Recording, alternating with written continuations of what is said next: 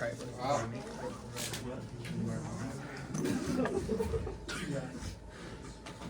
All right. So this is chapter 5 from the book, and it is a very light-hearted chapter compared to the rest. I think it just like really easy calculations, just a few of them.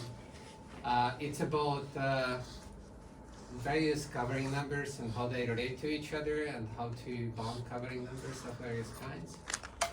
And we have already done a little bit of these, and so maybe we can just start with recalling some of the things that we had. So first of all, what was the epsilon cover? And so we are going to, let's review this definition. So we choose a pseudometric space.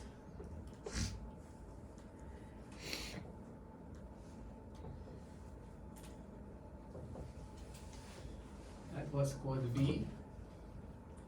So V is just this set, and this V cross V to the non-negative number satisfies triangle inequality, if you, it also has to satisfy that if you enter for both arguments the same input, then it returns 0. Okay, pseudometric. And you take a subset of V, then we say that so there are two ways of doing this. You fix an epsilon, so that's going to be the scale of the cover, and you take a set G epsilon, which is in V for sure, and you call G epsilon an epsilon cover of G. So this set, this subset is an epsilon cover of G. If basically it comes close, so G epsilon comes close to G in the sense that for any element of capital G, that is an element of G epsilon such that they're close. They're closer than epsilon to each other. Okay? So this was when we were talking about, sausages on the sandwich. What is G?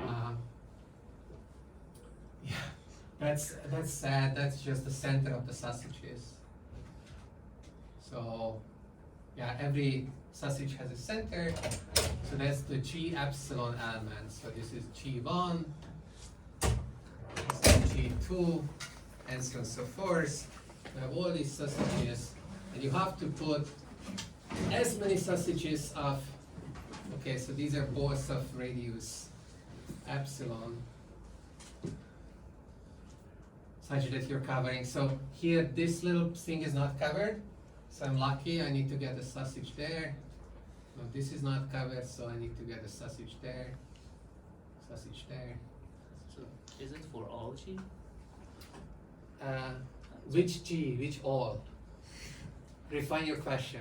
Oh, like the first one, it says there exists a G. Yeah. AI stuff that like.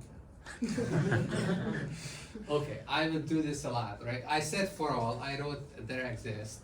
Yeah, stop me. You can stop me in a moment. You can just like, Oh. yeah, and then I probably will notice is easier. Yeah. In this sandwich, what is G? What is V? Okay, so there was this original. Bread. Yeah, that was a bread. The bread is. It's an old bread. It's gonna be. Whoa! Why? Too old. Very old. No. What happened to these? These never worked. Okay. It's gonna be blue. Ah, yeah. So this was the bread. Okay. And I should have drawn these other things. Those are sausages, red. Anyways. Is V the bread? Hmm? Is V the bread or what is G is the bread. G is the bread? This is the bread. Bread. Sausages. Then, Yeah. but you for like okay, so look at for G1, all G and G are not epsilon close to G1. Like No, so for every point of the bread, there Oh, has there to be a exist- sausage that covers oh, it. okay, I see. Yeah. So G epsilon is all the collection of sausages, Yeah. not a single Yeah. sausage. Got it. Yeah. And so there are two ways of defining this. So this is an epsilon cover, and this is like an epsilon cover that allows. All right. So here's an example. Oh yeah, like this was an epsilon cover that allows the center of the sausages to go outside of the bread. Like the center of this sausage is outside of the bread. If you don't allow that, then you just change the definition here so that this is a subset of G. Then that's like an inside cover. Then like you have to move this inside, and maybe you have to increase because of that the number of sausages that you use to cover, because now you can work with fewer centers. By and large, these are the same. But yeah, we will talk about this a little bit more. Sorry, an unrelated question maybe. So when we talk about the subsets, do we really care about the equal situation, or it's okay, doesn't matter? Which equal situation? Because you're writing G epsilon is subset, or it might equal to G. Yeah. But And sometimes, this is finite typically, so. yeah, like but in I all the mean, applications. when you're like, let's say the midterm, there's some situation that when you're giving out the condition, it's like it's subset or equal, but when we are proving the conclusion is only the subset, do we need to prove that it doesn't hold for equality, or it's Like did the strict subset matter, I guess. In this definition, you use not strict subset. Otherwise, maybe it would be impossible to get even an epsilon cover. What's an example? An example of that, if you change this to strict subset, then this would be like that. Then if you have a bread which is very sparse, just a few points, and well, no, I guess like, okay, I take it back. I mean, there is no strict subset. It's like you will equality. It doesn't matter. You want to minimize the coordinate of this set anyway, so it's like, who cares about if they are equal? That's like a superfluous case. It never comes up. Oh yeah, I guess you could just choose G to be V, and then of course it's gonna cover. You have an Yeah, epsilon. like you can choose G epsilon to V or G, and like then it's covering G. Oh, Like, do you want to rule that out? No, I mean like I don't care. I just want my sausages to cover the bread. And my mom wants few sausages. She's a villain. I don't know why. I guess this is childhood trauma. Not enough sausages. Like you In could Hungary, there is a saying, there is a proverb that says that and this is for against children. The parents always say there is more days than sausages. Children hate. so, yeah. Like it's a days? covering argument, right? Like there's a days and the sausages. Anyways, yeah. Wait, there are more days than sausages? Yeah, But it's not. it's like It's not this. if For the all pigeonhole days, there do not principle exist explained for kids that like there will be some days when you don't have sausage. Oh, It's very sad. Alright. Are the radiuses of circles equal to each other? Sausages. Yeah, absolutely. It's less than epsilon. I mean, I don't care. If you minimize the sausages, it's still about covering, right? Our center point, right? is like Okay. G, Let's move on. it's within the circle. So the definition really uses V. If we used here G, then this would be inside covered. but if it uses V, it's just called a cover, and so the covering number of G with respect to this pseudometric D is the minimum cardinality of covers that you can get.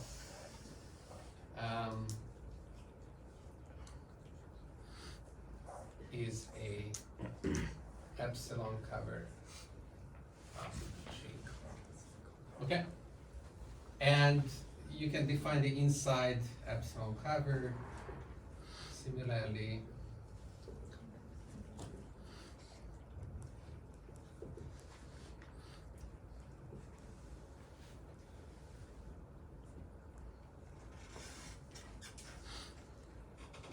So it's basically, you take the epsilon covers, but you also require that they are subset of G. So G epsilon is epsilon cover of G. Is there a result that says that the inside cover is is less greater than or equal to It's the? trivial, right? Yeah, I thought so. I just want to make sure. So we can even write it down.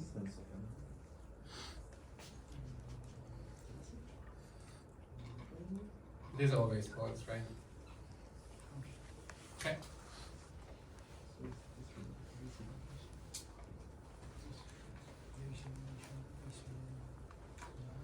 Okay.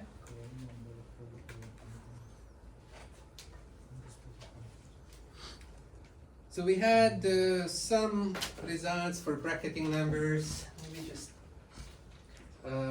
recall that. So can I ask one more question about this? Yes. In the definition of the cover, is not including V is like V superfluous? It's not in your definition. That's why I'm asking. V, So you have N epsilon G D, but V like I think it's like a bad notation. okay. Because the D is said, but the V is not said, and like, okay, like why D, why not?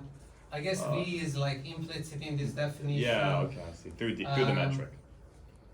Yeah, it's usually the set that carries the metric is fixed, and a lot of times you're just changing the metric. That's why this set is not denoted, and the metric is denoted.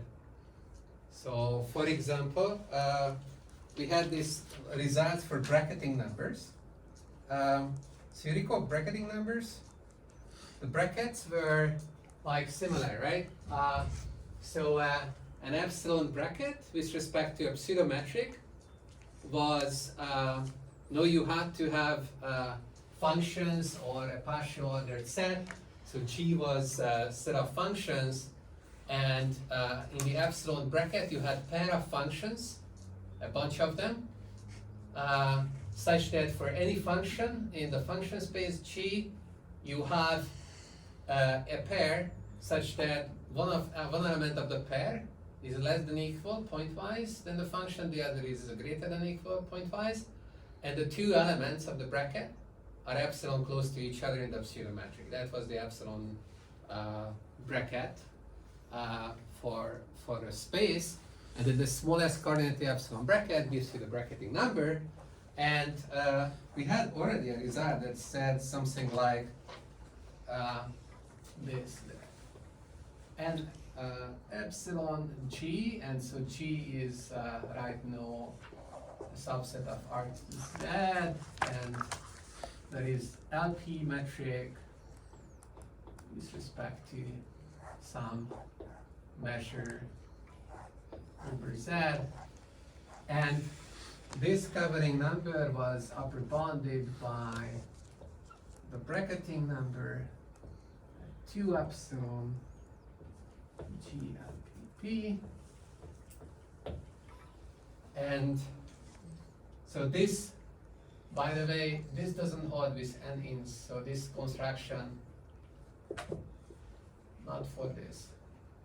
So the bracket, so these bracketing numbers and the brackets do not need to come from G, right? The pointwise smaller, pointwise greater, they come from the support set, V. So the epsilon cover is the same. The inside epsilon cover would be inside G. Okay? Why do we care about this distinction? It's because sometimes the functions in G have some nice property, like remember the bench chain property, right? When you had these variance bounded functions, if you have these variance bounded functions, then you can get fast rates, and for the bracket, okay, you go outside, you have trouble, so you wish to stay inside for reasons like this. And so this is kind of like you have to go outside, fine. There is a reverse relationship which says that this bracketing number can be upper bounded by just again 2 times. Oh, okay. So that just for p equals infinity. For p equals infinity, the bracketing number at epsilon scale can also be upper bounded by the covering number.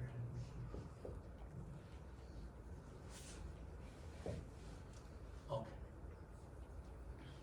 Anyways, we had these long time ago. And then we were using bracketing numbers, and then we switched to the, so at the beginning of the course, right? Like first little bit, we used a lot of the bracketing numbers to construct these covering arguments. And then just to treat the binary case, we switched to empirical covers and uniform metric entropy. And now we kind of like take a toll and like try to reason a little bit more with this covering numbers, because they're gonna come up a lot. So okay, so one of the issues is that these covering numbers allow functions that are not in G. So a useful concept is kind of the duo of covering numbers. It's called packing numbers. So packing. So you take the same situation as above. So you take a pseudometric space.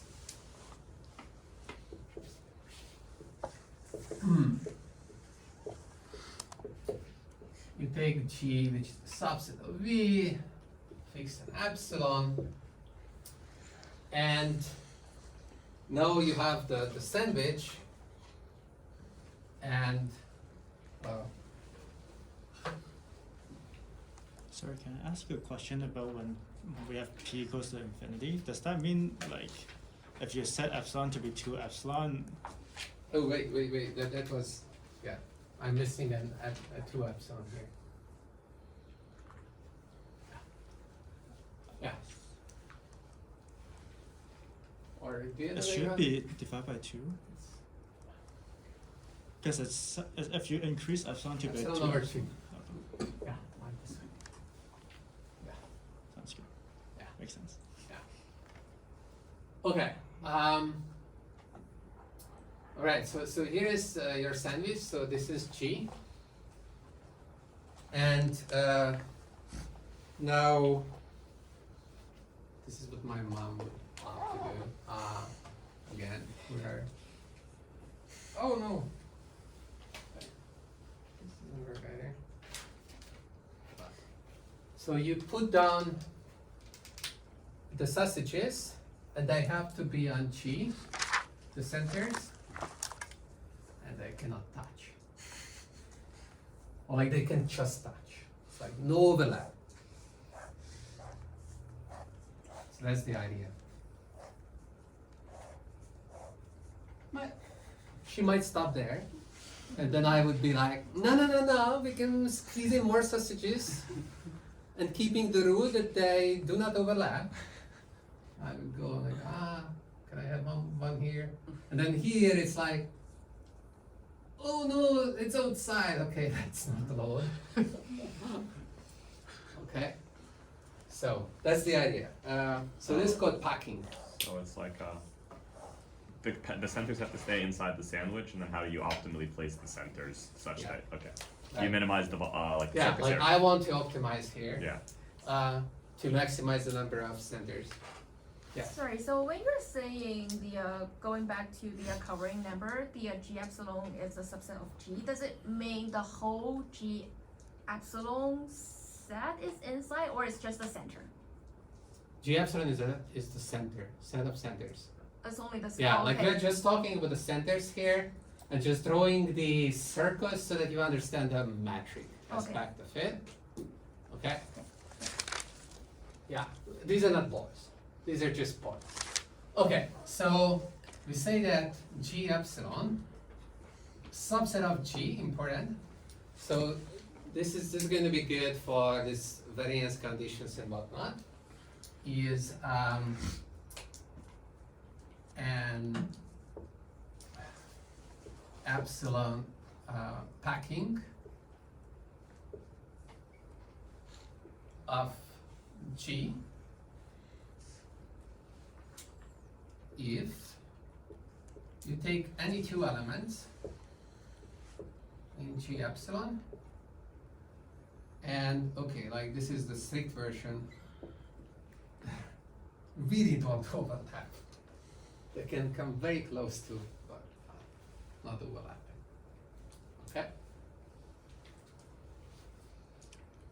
So this would this mean that they can't touch either because I Yeah, they pulled can't touch. epsilon? They Okay. can't touch. Like, this was not alone. They're not actually touching. So your mom's like really happy. Yeah, I mean, like this is freakness at the next level.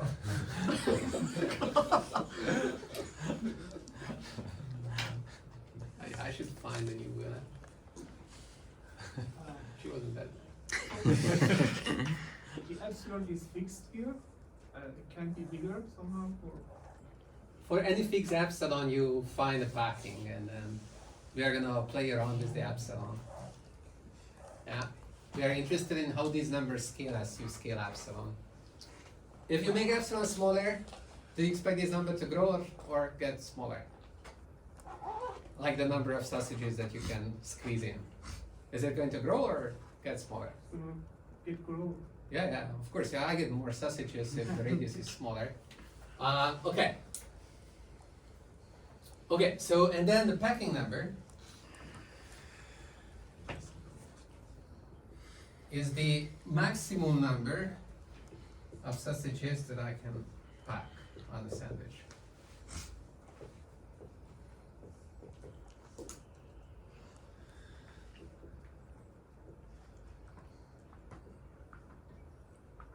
Okay? Right. So what is the radius for each sausage here? What do you mean? And what is the radius for each one? It's like epsilon or epsilon? It's epsilon. I mean, okay, so it's epsilon over 2 on this figure, right? Because they are epsilon phi. Wouldn't we want to somehow minimize the uncovered space in a way? Yeah, in a way, yeah. It's like we're gonna be pretty slick about this, and then if you really want to figure out how many sausages can go in there, then the crude idea is that you measure the volume of this thing, and then you basically divide by the volume of the sausages, and that gives you the ratio. That gives you the estimate. And you can, like, we are going to make this pretty firm, but like, this is the idea, right? Like, rather than really thinking hard about like how to squeeze in and like where to put them, you're just like crudely calculating with volumes. Because we only need estimates, like we don't need to know exactly this number. Some people, and some parts of mathematics, they're about these exact numbers, not here. Like here we are just like doing this volume argument and like, but in combinatorics you do much more fancy stuff. Okay. Alright, so what can we do? So the advantage of this is that this is inside, so that's good. How does it relate to the covering numbers? They are sandwiching each other. So for every epsilon, every VD, for every epsilon, for every G, the following inequalities hold.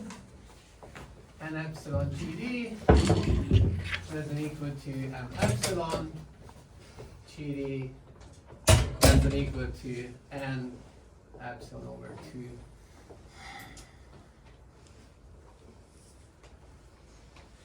And this also works with the inside definitions. So it's like this is tight F for the normal covering number, this is tight F with the inside, but like it kind of works. Right? Because the inside thing is like here.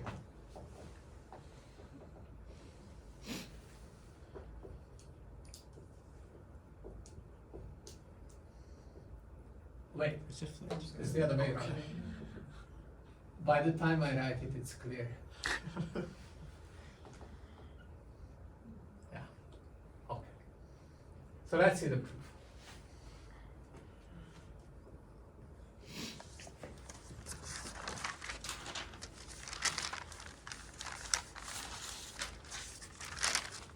So let's first prove this.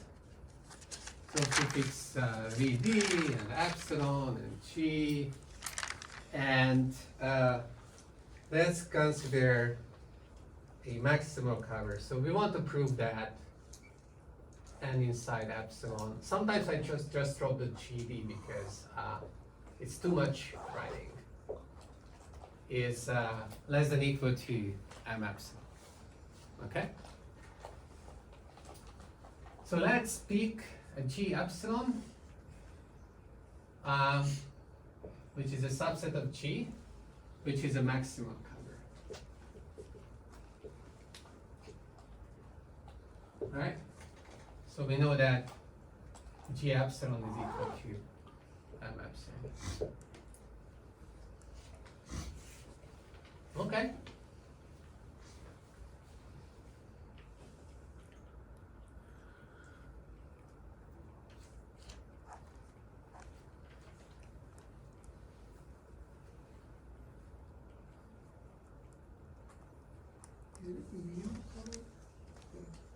No, it's a maximum packing.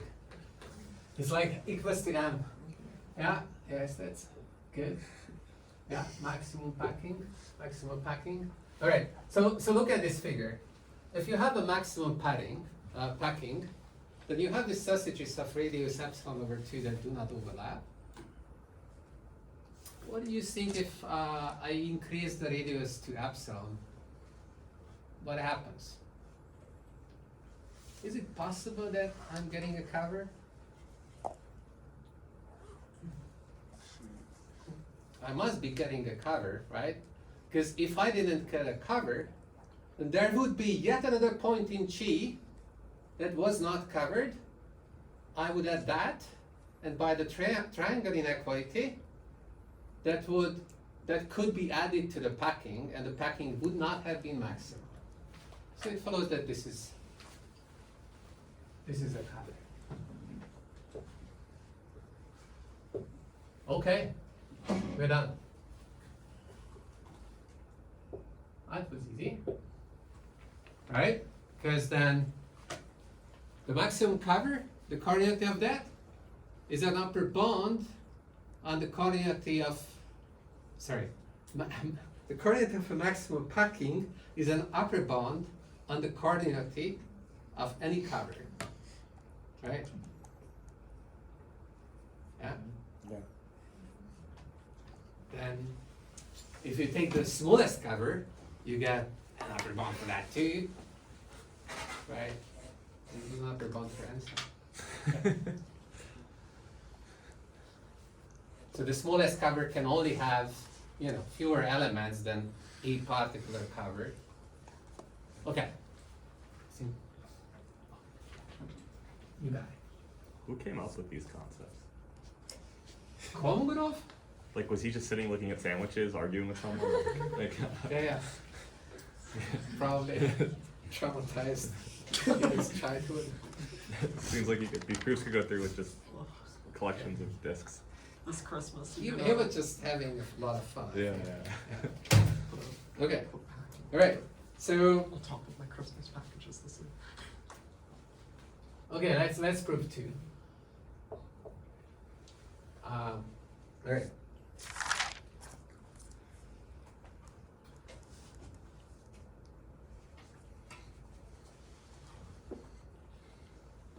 So now we keep G epsilon as before.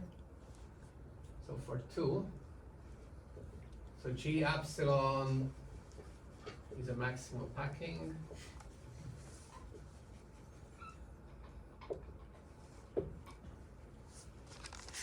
And we take an epsilon over 2 cover of G.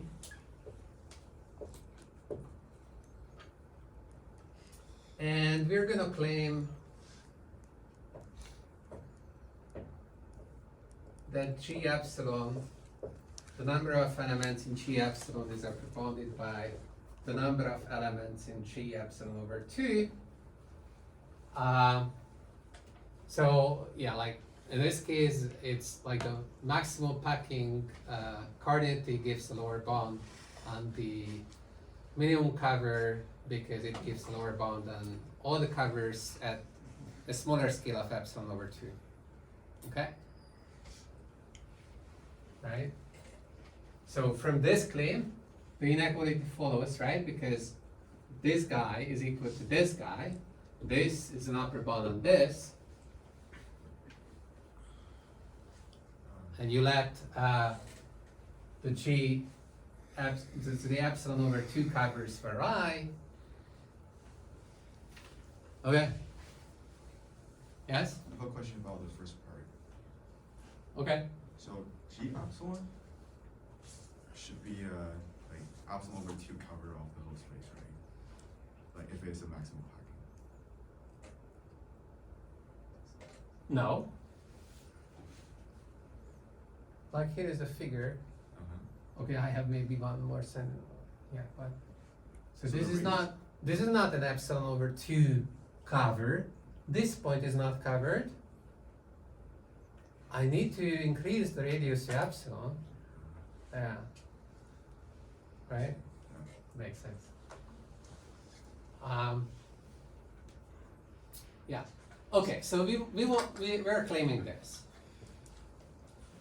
So for this, what we're going to do is that we're going to pick elements here, and we'll assign, the other way up? No, this way. We pick elements here and we assign elements of G prime to all the elements here.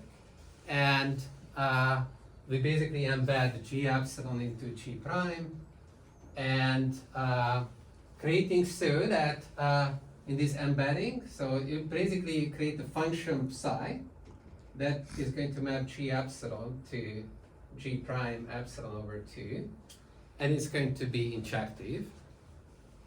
So that means that as you're changing the input of psi, the output has to change. It cannot map anything to identical elements. And from that it follows that, okay, G prime has to have at least as many elements as G. Okay? Alright, because it's like, how do you know that in this classroom there are more people than in some other classroom? Well, you pair out the people and then, okay, if in the other classroom there were more people, then there would be people in the other classroom. Like, okay, you're pairing the people from this classroom, like hold hands with someone from the other classroom, right? And then if someone doesn't have a partner in some of the classrooms, then in that classroom there were more people. So we are doing the same, it's just like holding hands. Yeah? Yeah. Okay. Some people are confused. This is G epsilon. This is G prime epsilon over 2. Like this holds the hand of this holds the hand of this. Right? And so for every one of them, and then there are some people here that might be left out. They don't have a partner, so there were more elements in G prime. Oh, is it because one's a smaller ball? one's smaller than that. Well, we don't know why psi exists yet, but once we are done with this function, which is injective, that means it cannot pull together distinct elements, then we're done. Okay. So how do we do this? What do we know? So let's pick an element of in G of epsilon.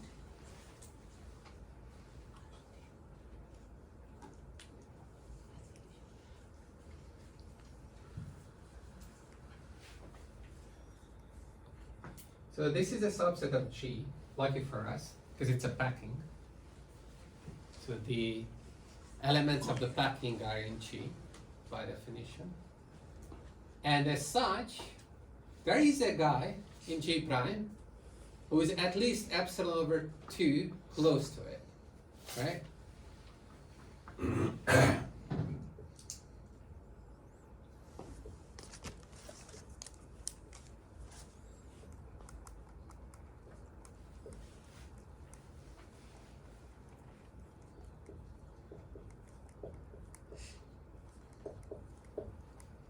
Okay. So let's call this person psi of G. It's not uniquely defined. If there are multiple of this, pick one. Okay? This is psi. So this defines psi. And now we want to see that psi is injective. So how do we do that? Well, let's pick two elements,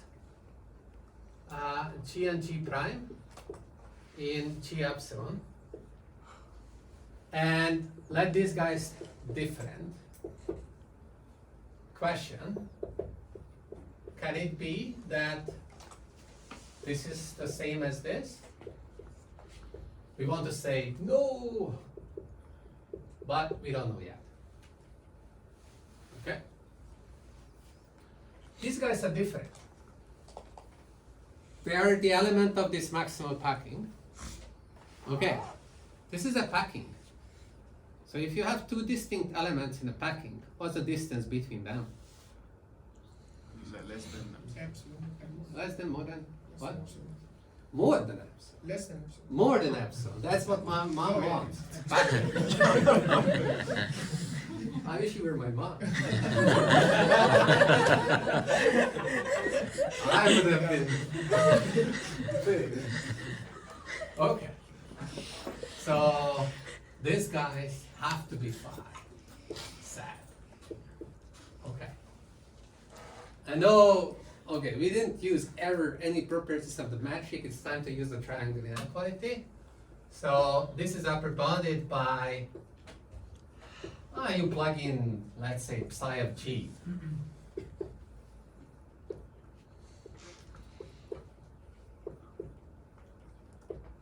Okay.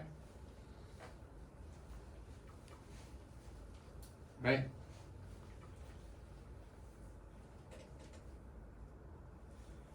So what do we know about this guy?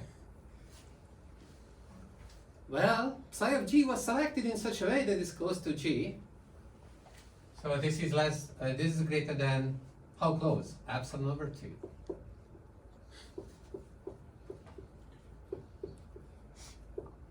Okay. So what do you conclude from this? We get that psi G,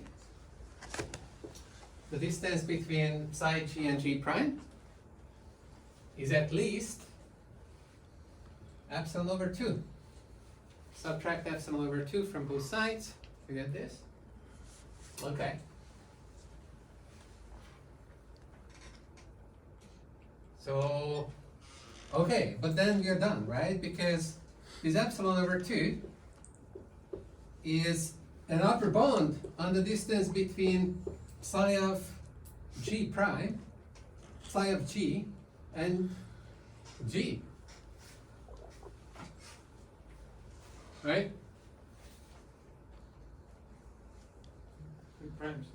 Huh? Oh, psi of G. No, wait, yeah. This is what we want. Yeah, so we want to compare like psi of G prime and psi of G, yeah. So yeah, for use with G prime, psi was constructed in such a way that this inequality holds. And now we see that psi of G and psi of G prime must be different because their distance from G prime is different. So if they were the same, the distance would be the same. So it follows that psi of G is not equal to psi of G prime, which means that psi is injective, which means that this set has more, at least as many elements as this set, which means that we are done with the second inequality. Right. Sorry, I just have a question about the first one. When in the line 2, you say G epsilon, this is the packing. Yeah. And the third line means that the maximum packing is M epsilon. Isn't that the definition? Yeah, that was a definition. Yeah, I just like maximum packing coordinate is M epsilon by definition. I Yeah. just wrote it down. But what you should prove the No, I was then arguing that if you have a maximal packing, epsilon maximum packing, it's also an epsilon cover. That was the essence of the argument, yeah. right? So here Okay. we assume the maximum packing is less than Huh? less than infinity. Yeah, like these things are not interesting Like, if, if we increase the radius, then it'll end up covering. I mean, if this was infinite, then this inequality would hold trivially, I so see, yeah. it doesn't matter. Mhm. Because then Yeah. every single point would be touching. So And do we understand why a maximal packing gives you an epsilon cover? Yeah, okay. So if it gives you an epsilon cover, then the coordinate of the minimum epsilon, like the minimum coordinate over all epsilon covers, must be smaller than the coordinate that you just got, which is M epsilon, right? So we just showed that if you take any maximal packing, all right, go back to the definition of this. You take any epsilon cover and you take the smallest coordinate there.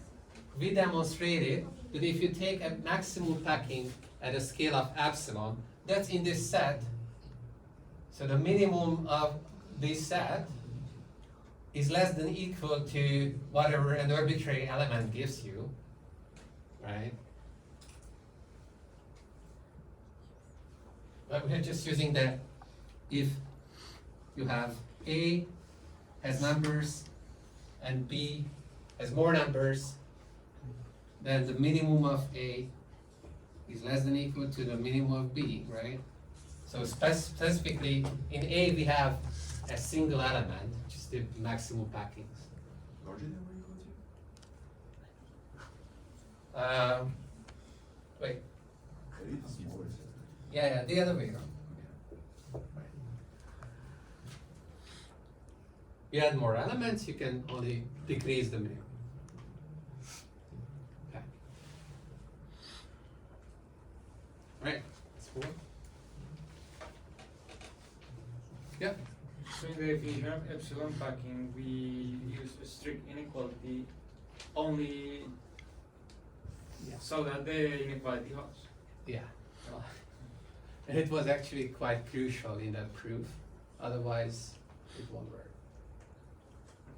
It's kind of like feels itchy because when you have strict inequality, then maybe continuity arguments stop to work, but this is like more like combinatorics, so it's like it doesn't really matter. Okay. Okay. What else? Question? Yeah. So in the second case, the definition of psi is the element in the epsilon over 2 covered such that the distance between them is less than epsilon over 2. Like this epsilon Right. over 2 all covers G. Yeah. Right. So there exists a G prime such that it contains here the distance between them is epsilon over 2, and then psi is going to assign this G prime, and if it was not unique, you just pick an arbitrary one. And be sure that it's unique actually. Yeah. Is it true? It should be unique.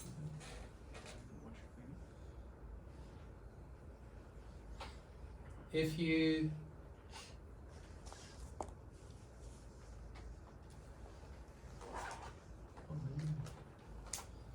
it's not. This was just any cover. I can have many sausages, superfluous sausages here. Doesn't matter. Yeah. Yeah. So there was no point where we said that is a minimum cover. We don't do that. If it was a minimum cover, whether it's unique.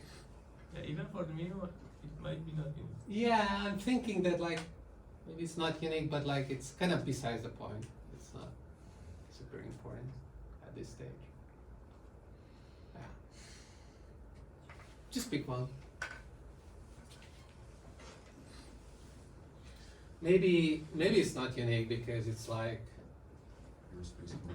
you know, there are so many points at the distance of epsilon over 2 from you, and like why wouldn't you have 2 centers within that radius? I think that like symmetry and whatnot, like it will happen and it will not be unique. Okay. So let's do some calculation finally, because I mean, okay, this is nice. It relates the packing numbers and the covering numbers to each other. They are sandwiching each other. If you're changing the scale by a constant factor, then they are really the same. That's what this says. Like previously with the bracketing, we had kind of the same sandwiching, but one direction only worked for the L infinity, and in this case, it just works.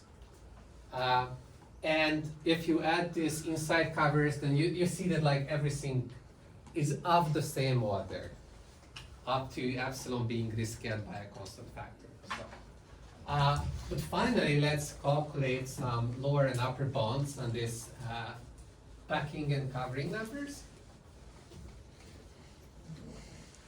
And for this, we are going to come down to good old-fashioned Euclidean spaces. And so our pseudometric is going to be a metric induced by any norm on a Euclidean space. So you choose RK, so that's RV, and dxy is just the distance between x and y measured in some norm.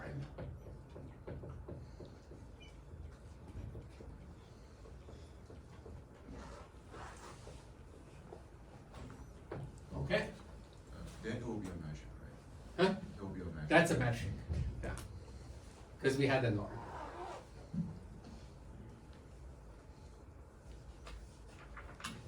And we're gonna play around with balls.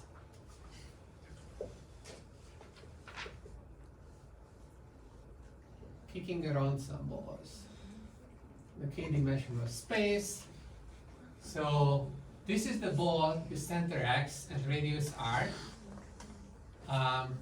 So it contains all the points that are at the distance of r at most from x. And as usual, you can put the volume, or like the Lebesgue measure,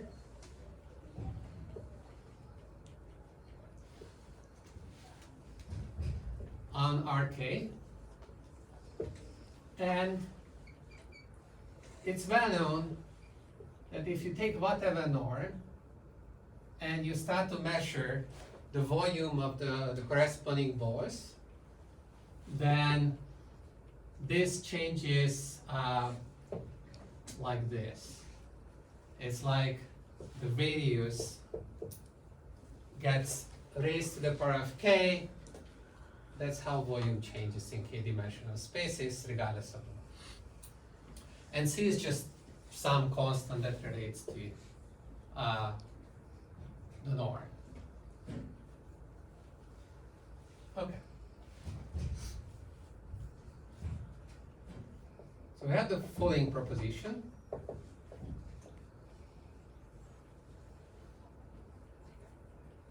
Okay, so one variation of this is that I'm going to use BR to denote B0R if I ever need it, but I will need it a lot. Anyways, it doesn't matter which ball you're covering because everything is shift invariant. So you take the ball with center 0. And we are going to be interested in the covering and packing numbers. And we have two results for this. So the first result says that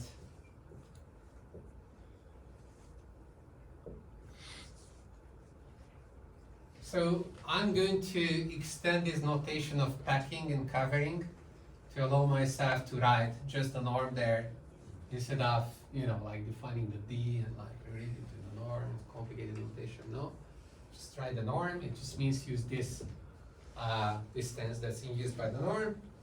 And so this is smaller than equal than 1 plus 2r over epsilon to the power of k.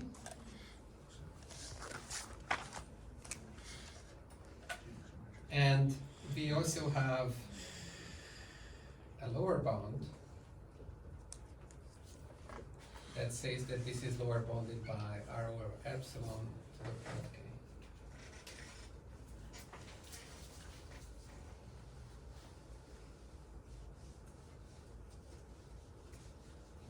So finally we are getting some numbers.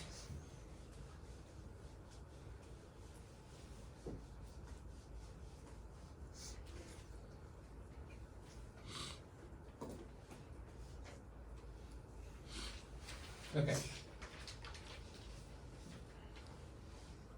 So the proof.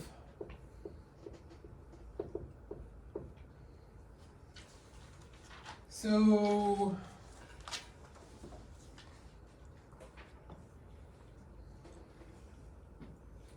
choose a maximum packing. So let Z be a subset of this ball of radius r, and let it be a maximum packing at scale epsilon.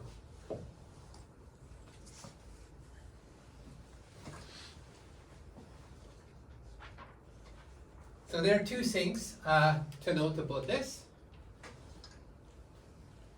So first, if we take two elements of this maximum packing and they are not the same, then their distance is at least epsilon, strictly. So that means that if I put balls of radius epsilon over 2 over them, remember the sausages, they will not overlap. So now the figure comes to be symbolized. Is equal to empty set. The overlap is empty. Okay, they are disjoint. And now we can do this. They're not overlapping. So if I take the union of all these balls,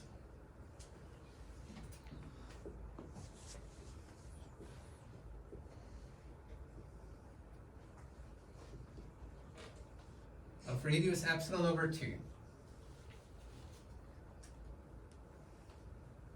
then I know that the volume of these guys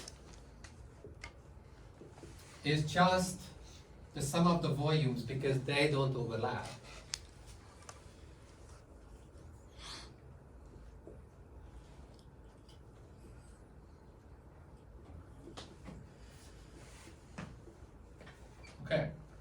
And we also know that these volumes, like we know exactly what they are.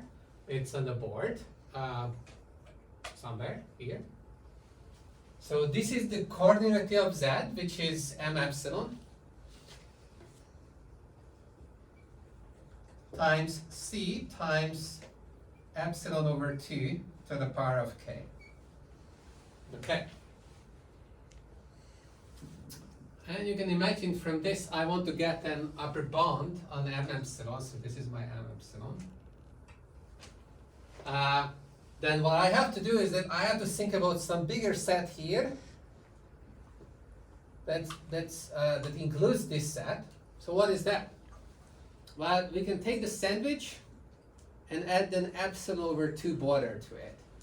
Because all the guys are on the sandwich. So if I make the sandwich, the bread a little bit larger by epsilon over 2, then I get a bigger set. So, and that's just a ball that has a radius of r plus epsilon over 2. So now the volume of that is c times r plus epsilon over 2 to the power of k. So you divide both sides by epsilon over 2 to the power of k. Cancel the c, you got your upper bound.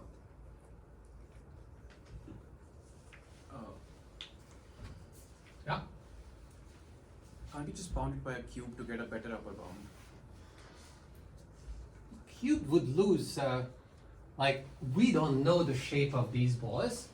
These are like, this might be a cube. This could be an L-infinity norm. You don't want to mess around with different norms here. They're related to each other in certain ways.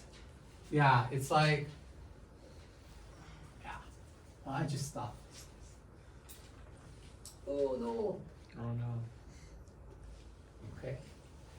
I can still restore that part if needed. Question? Yes. How do you prove this, like, maximal packing number is, like, this maximal packing is countable so that you can use the combo union equals to the sum of, combo sum of? It's a finite set. It is a finite. Yeah. So in that step, you use the m of the combo union is sum of m.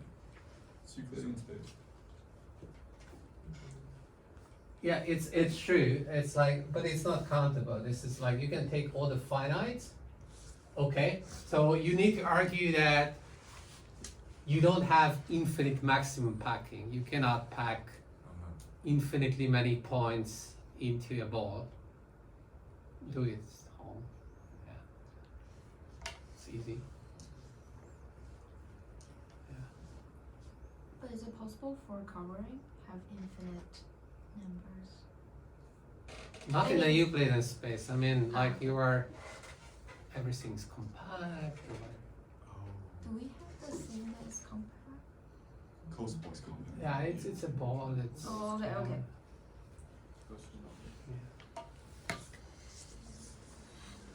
Okay. All right.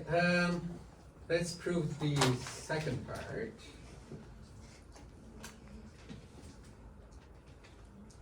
By the way, in this proof, I don't think that you need this maximum packing. It's just any packing, and then for any packing, the coordinate is upper bounded like this, so the maximum packing is upper bounded. And like, okay, any countable packing, and then you have to argue that there are no uncountable packings. Good point. Actually, it's true because maybe there could be, but not here. I was going to point out that the first equality only holds if it's countable. Yeah, that's right. Like that's what Schwai was asking.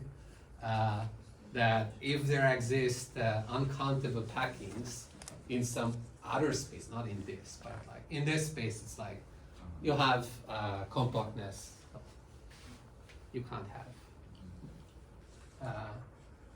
even countable packings. I'm not talking about uncountable packings. But if you take the unit ball of some big function space, then this could be gone. Okay. Alright, so now, okay, let's prove the other direction. Where are we? So we want to show that the covering numbers are bigger than that. By the way, so here the important thing is that this is 1 over epsilon scaling. It's like if epsilon goes to 0, then this kind of behaves like 1 over epsilon to the power of k. This 1 plus doesn't matter. Right? Like this is the dominating factor, and the upper bound kind of behaves the same way up to 2 to the k factor. It's like it's just a constant. After you take the log, yeah, you in every proof you take the log. It's like it's very different. Okay. So now we want to prove that if you take any cover, then its coordinate is large. So you take a cover.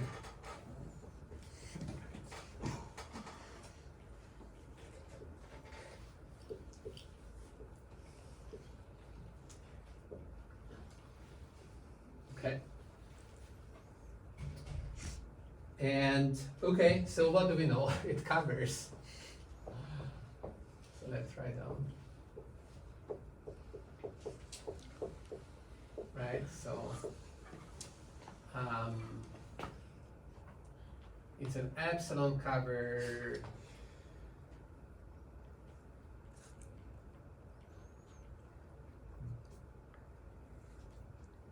Yeah. Okay.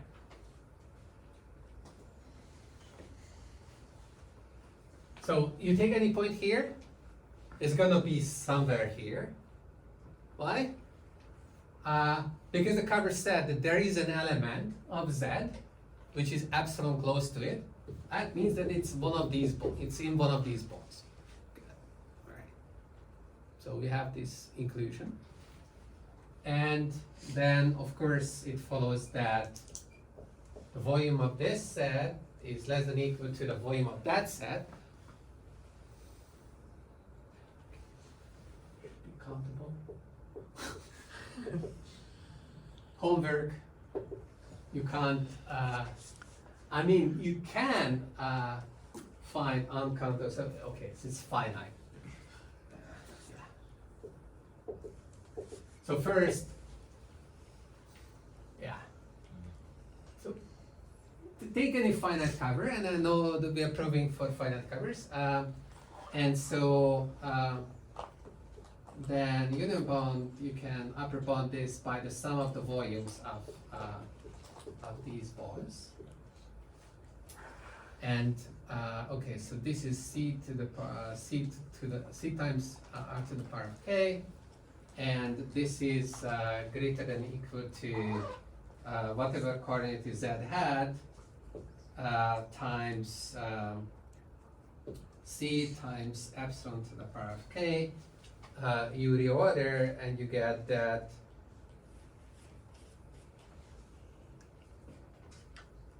for any finite cover, the cardinality of the cover is at least r over epsilon to the power of k. So it is left as a homework to show that there exists at least one finite cover.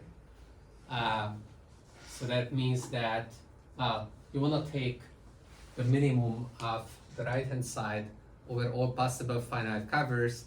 If that set was empty, then that minimum is infinite. That's not good. So you prove that that set is non-empty. And the minimum, if you include all the covers which are infinite, can only get smaller.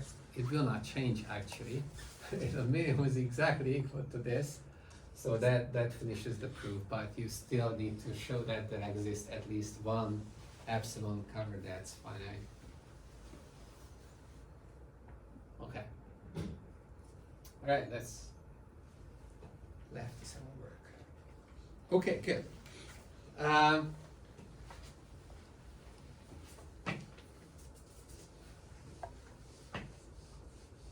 do some more useful assorted inequalities. So working slowly towards building up a toolkit with which you can bound covering numbers for various function spaces. So one of the things that people do often is that they start with a Euclidean space, like think about neural networks, and they call the elements of the neural networks, weights, indices. They're indexing various functions. And if you do this in a nice way, then the packing and covering number bounds that we prove for Euclidean spaces become useful for arguing with packing covering numbers for the functions. So what is the setup? So the setup is the following. We're gonna have functions from Z to reals indexed by W, and W belongs to some set W, which is in RK. Okay? It's like neural networks. So you collect these.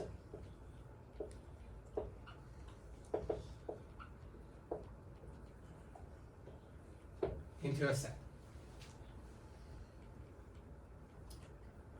And we're going to make an assumption. So you fix a norm.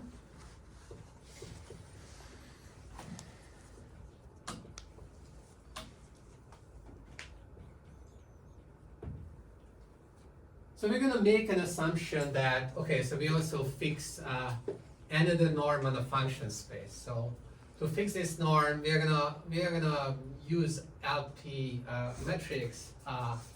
So you take a measure over Z, and the norm that we're gonna use with functions is going to be the LP norm with respect to P. I'm just going to denote it by LP. And we start to ask a question about, okay, what's the covering number or the packing number of G with respect to LP? And to be able to answer this, we're going to make some assumptions. The assumption is going to be the following. The map, so if you take two functions, GW and GW prime, you can compare them in this LP metric, and This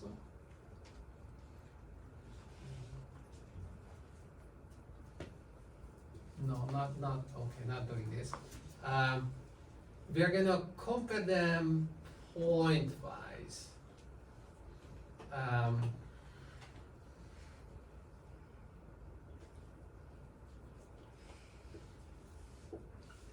So you take the difference between the two functions, take the absolute value, is a function of Z, and we're going to assume that this is upper bounded by gamma, which is also a function of Z, times the difference between the norms of W and W prime.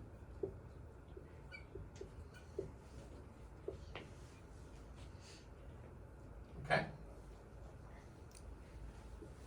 And gamma is a function, from Z to non-negative numbers. Okay? So this is a pointwise inequality.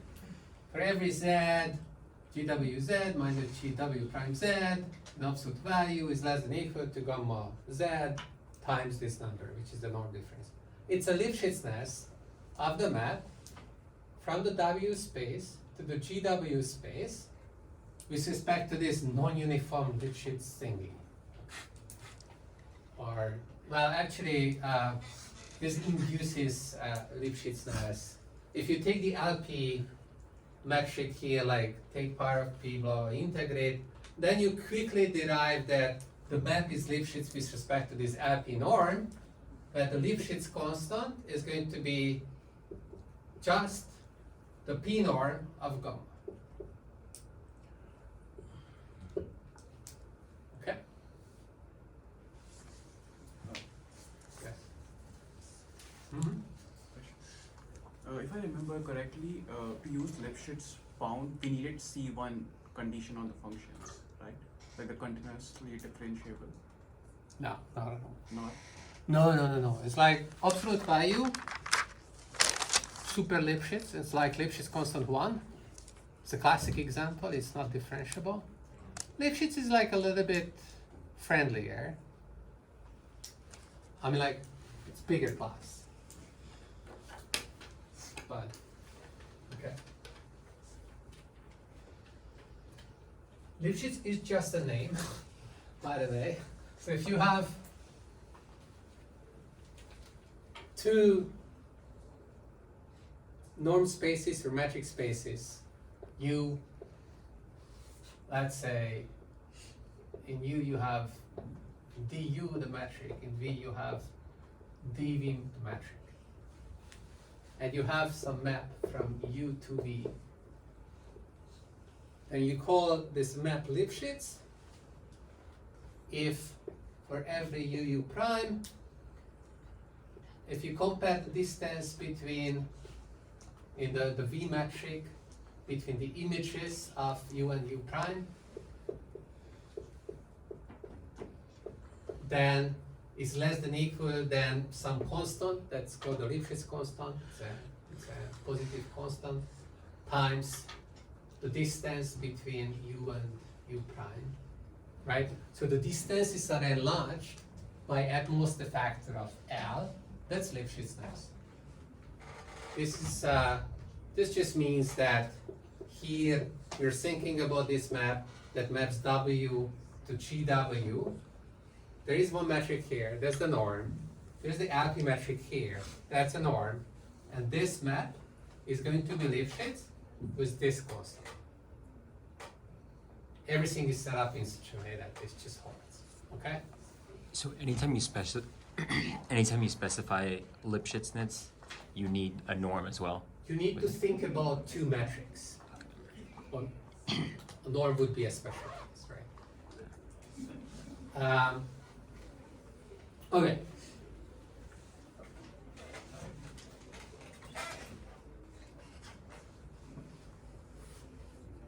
Right, then the conclusion is that the bracketing number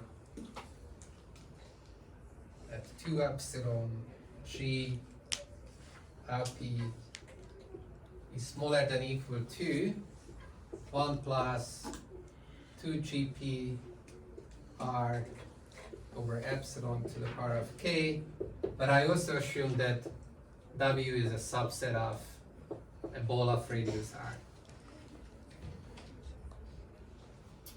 Okay, maybe I leave this as a homework. It makes you think about what bracketing numbers are again. Well, you start with a packing because that's what we have an upper bound for, right? So if you go back here, like we really need an upper bound on things there. Like we are claiming that the bracketing number is upper bounded. So how do you do that? Like you kind of work backwards. Like for what do we have an upper bound? Well, we have an upper bound on packings. All right. So let's start with a packing at some scale of W. Okay.